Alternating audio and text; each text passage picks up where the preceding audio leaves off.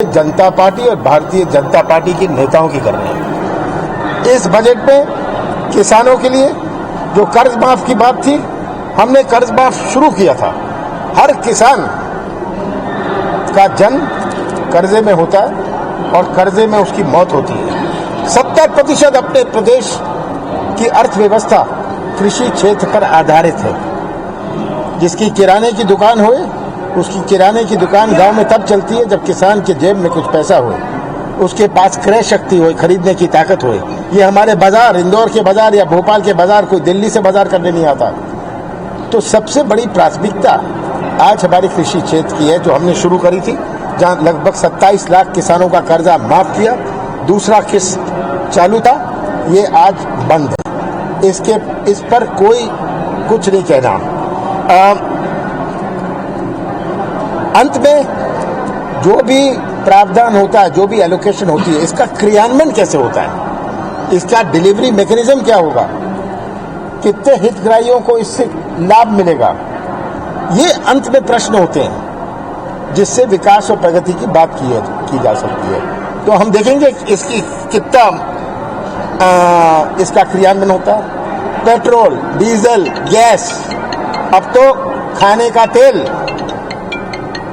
रसोई का तेल भी गया, उसके भाव भी बढ़ रहे हैं। कुछ नहीं कहा, कह देते कि हम वैट इतना कम कर देंगे।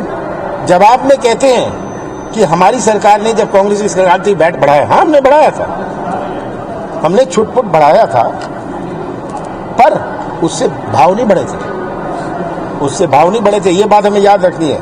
ये वैट और सेल टैक्स मैकेनिज्म जो है, इसको कैसे कैलिबर किया जाए ताकि भाव ना बढ़े, ये प्रश्न होता है अंत में। तो आज आम जनता पिट रही है, पेट्रोल, गैस, डीजल, अब तो रसोई के तेल से भी। इसके बारे में कुछ नहीं। ये कह देते कि रसोई का तेल टैक्स फ्री होगा, कम से कम भाव तो रसोई में कम हो जाता। इसके बारे में भी कुछ नहीं, केवल प्रावधान, केवल प्रस्तावित और आत्मनिर्भर का ये बजट है। मुझे दुख है कि जिस दिशा में, जिस रास्ते में मध्य प्रदेश को ले जा रहे हैं, मध्य प्रदेश का भविष्य अंधेरे में है। और सबको इसमें मिलकर मध्य प्रदेश की विकास की बात, मैंने कहा था, अगर विकास की बात हो, रोजगार की बात हो, ये सबसे बड़ी चुनौती है। आज रोजगार, जो ये नई पीढ़ी है, जो ये मध्य प्रदेश का निर्माण करेगी भविष्य में, ये नई पीढ़ी का क्या भविष्य है, ये नई पीढ़ी के बारे में कुछ नहीं। 36 रोजगार केंद्र ये बंद कर रहे हैं। 36 रोजगार, 51 जिलों में से 36 रोजगार केंद्र बंद कर रहे हैं, क्योंकि कोई रोजगार के नए मौके बनने वाले नहीं, कोई निवेश नहीं आ रहा। जो निवेश का शुरुआत हुई थी वो कांग्रेस के कार्यकाल में शुरुआत हुई थी। मुझे खुशी है और मेरा जो सहयोग रहेगा निवेश के लिए, जहां भी ये सरकार चाहेगी, मेरा सहयोग रहेगा, क्योंकि यही हमारी सबसे बड़ी चुनौती है, हमारे भविष्य के, मध्य प्रदेश की नौजवानों के भविष्य की, जो जुड़ा हुआ है। किसान कर्ज माफी के बारे में कुछ नहीं कहते। ये कह देते कि चलिए हम पूर्ति करेंगे, दूसरी किस्त, तीसरी किस्त पूरी करेंगे। किसान के हाथ में तब ये तो ट्रांसफर ऑफ फंड्स होता है। जब उसका कर्जा माफ हो गया, उतना पैसा उसका बच गया, इसका मतलब उसका पैसा उसके पास आ गया।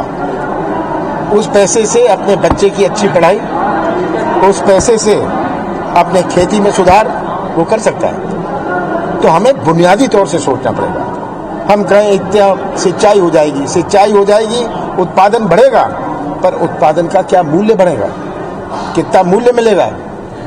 प्रश्न ये है। मंडी में क्या व्यवस्था होगी? आज मैंने कहा था बड़े सरल भाषा में, ये जो काला कानून, 3 काले कानून है, मैं इसको फिर से सरल भाषा में बता दूं। पहला कानून जो निजीकरण है,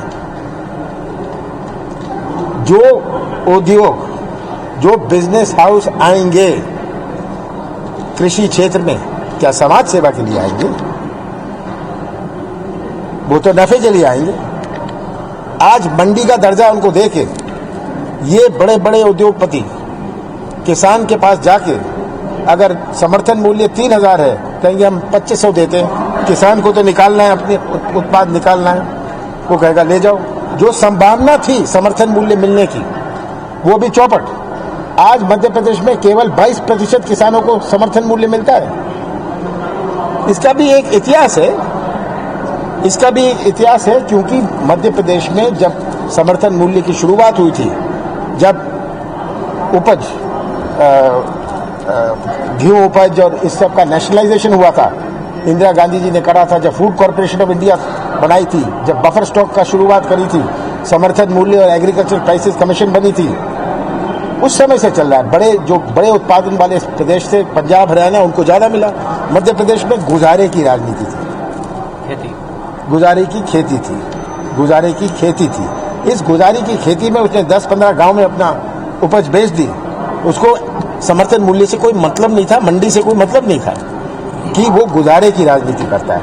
आज भी गुजारे की खेती करता है। आज भी मध्य प्रदेश में कितने प्रतिशत किसान हैं जो गुजारे की खेती करते हैं, ये हमें देखना है। तो ये पहला कानून है निजीकरण का। पहले आपको लाइसेंस चाहिए होता था मंडी से व्यापार करने के लिए, आज किसी को कोई लाइसेंस नहीं चाहिए। आज इसमें अगर आप दुकान खोलना चाहते हो, आप पैन कार्ड दिखाओ, दुकान खोल लो, पैन कार्ड से हो गया। तो ये निजीकरण बहुत खतरनाक है। दूसरा कानून है कॉन्ट्रैक्ट फार्मिंग, ठेके की खेती। ये खेती की किसान को चाहिए क्या? बीज और खाद। आज 50% बीज और खाद सोसाइटी के माध्यम से मिलता है। किसान 50% खरीदता है व्यापारी से। बड़े बड़े उद्योगपति, बड़े बड़े बिजनेस हाउस सब खाद और बीज इकट्ठा कर लेंगे। किसान के पास जाएंगे, बोनी का समय है, उसके पास पूछेंगे तेरे पास खाद है, बीज है, कहेगा नहीं है। पूरा मौसम निकल जाएगा, बोनी होगी नहीं। किसान क्या करेगा? वो कहेगा ये लो, मैं देता हूं तुम्हें बीज और खाद, तुम ठेके की खेती करो, इतना इसको वो इस रेट में खरीदूंगा, और इसकी कोई अपील नहीं, कोर्ट में नहीं जा सकते, पुलिस में भी नहीं जा सकते। एसडीएम के पास जाओ, एसडीएम के बाद दिल्ली में कोई जॉइंट सेक्रेटरी के पास जाओ, ऐसी इस तरह की कार्रवाई बनाइए। तो ये है दूसरा कानून। तीसरा कानून है जो स्टॉक लिमिट का था एसेंशियल कमोडिटीज एक्ट में। आज कोई खरीद ले, सोयाबीन खरीद ले, और जब बाजार में भाव बढ़ जाए तो बेच दे। तो ये आज काला कानून में जो आंदोलन कर रहे हैं, ये सब समझते हैं ये कानून क्या है।